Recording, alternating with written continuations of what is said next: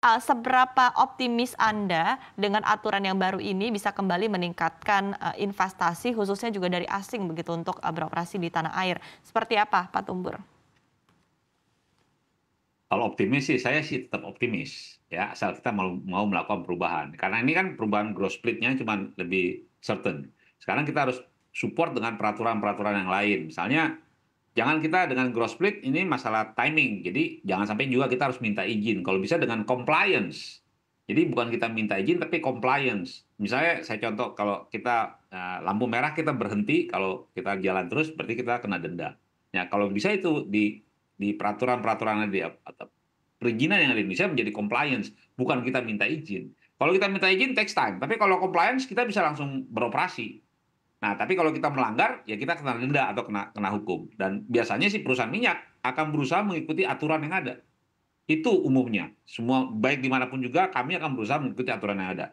Tapi kalau kita harus minta izin dan harus compliance, ya takes time. Contohnya untuk izin lingkungan aja bisa setahun sampai 2 tahun kadang-kadang untuk izin. Tapi kalau compliance kan kita bisa langsung bekerja. Nah ini nih harus disupport. Jadi tidak hanya perubahan growth split-nya aja, tapi aturan-aturan lainnya juga ikut mensupport growth split itu bisa berkembang dengan baik di Indonesia. Ini yang kita butuhkan, Hmm. selain dari kepastian hukum tadi. Baik, aturan-aturan lainnya apakah Baru investor spesifik baru mungkin datang. dari Kementerian SDM atau juga melibatkan kementerian lainnya sebetulnya?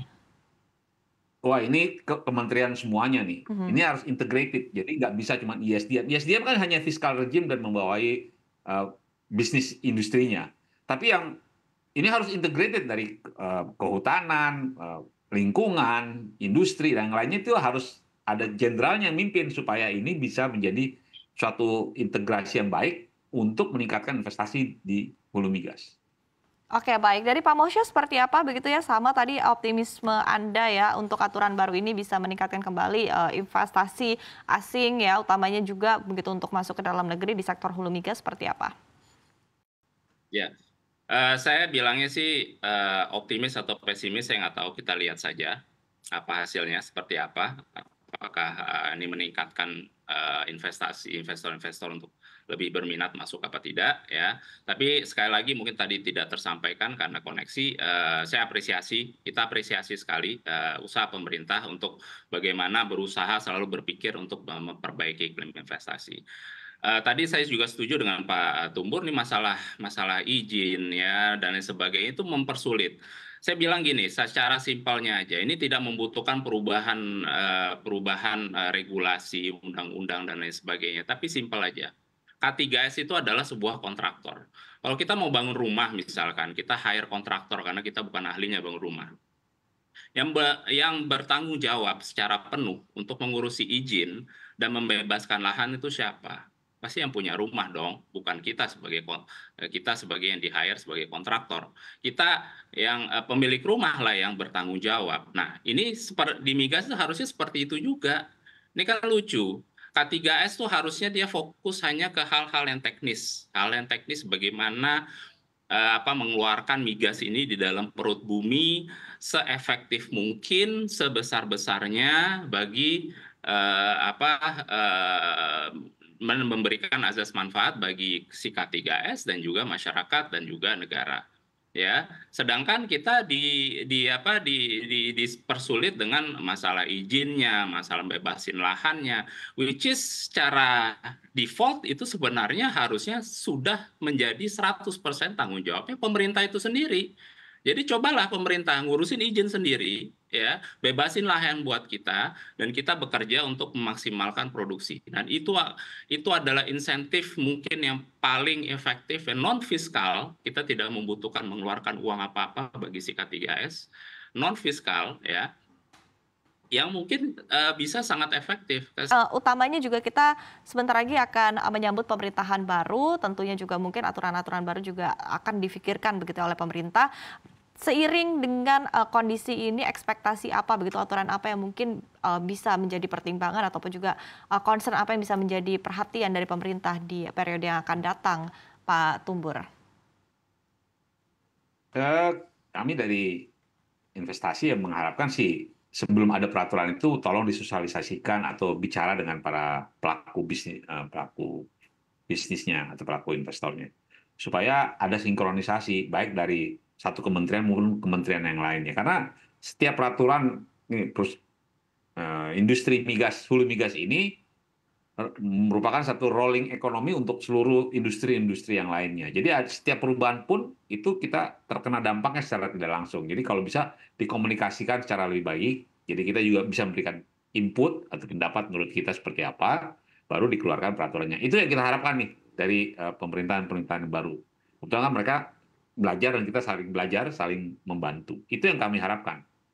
Setiap ada pemerintahan baru, tolong kita berdiskusi bersama, objektifnya seperti apa, bagaimana kita mencapai objektif secara bersama. Karena investor punya kepentingan, pemerintah juga punya kepentingan.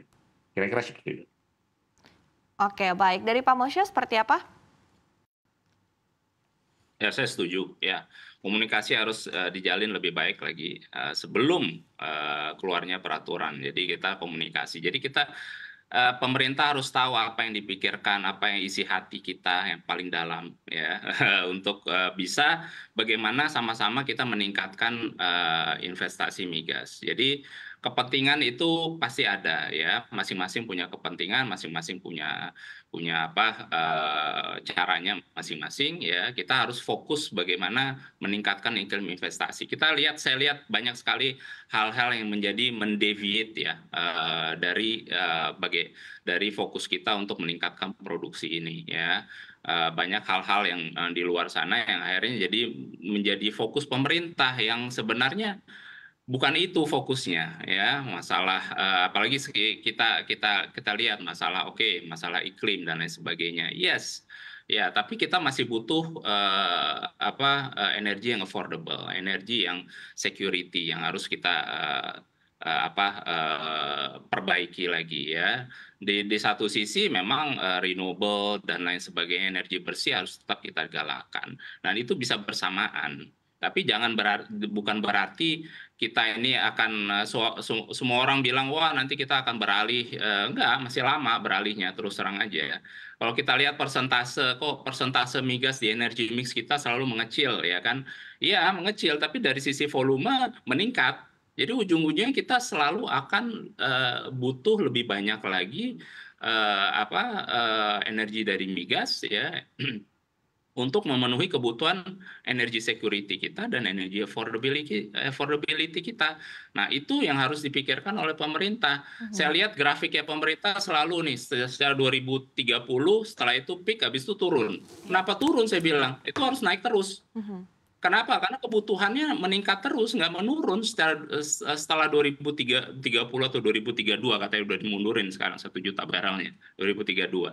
Itu harusnya naik terus, bukan turun. Karena kebutuhan kita naik terus, bukannya turun. Memang secara persentase mengecil. Nah, itu yang harus disadarkan oleh pemerintah. Kebijakan energy policy harus dibuat secara bagus mengikuti yang namanya energy trilemma.